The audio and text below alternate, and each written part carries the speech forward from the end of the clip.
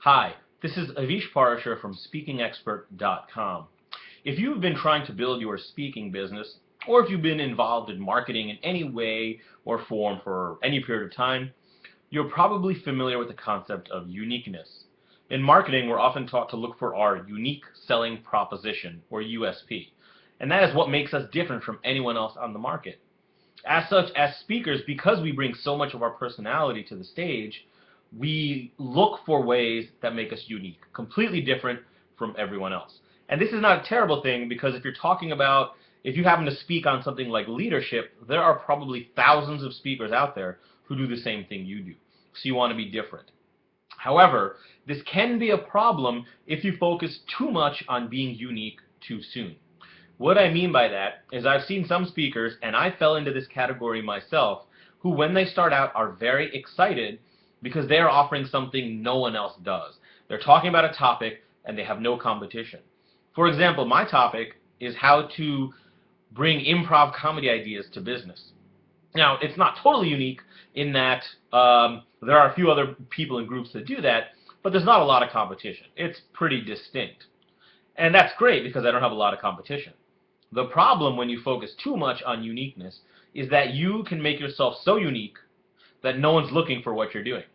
So in my instance, there's not a lot of people out there, there's not a lot of meeting planners or executives who say, get me someone to come and talk to our people on improv comedy.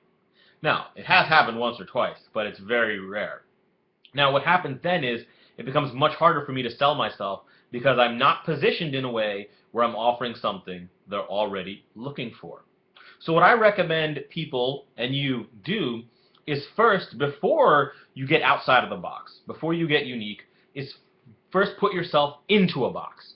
What I mean by that is decision makers, meeting planners, executives, are looking for certain topics. They have buckets and boxes they put people into.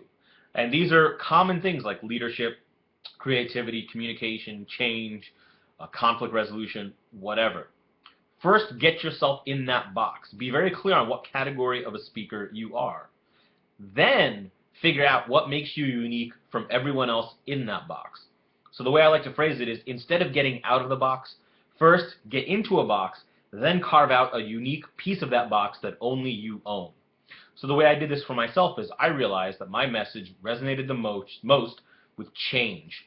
And change is a category that people are looking for. I've had calls, people said, we're going through a lot of changes in our organization. Our industry is going through change. Our people don't deal well with change. So that's the category. My unique approach of applying improv comedy principles makes me different from every other change speaker out there. And I advise you to do the same thing to make your speaker marketing much easier. First, put yourself in a category that the buyer is already looking for. Then spend your marketing effort figuring out what makes you different from everyone else in that category so you stand out.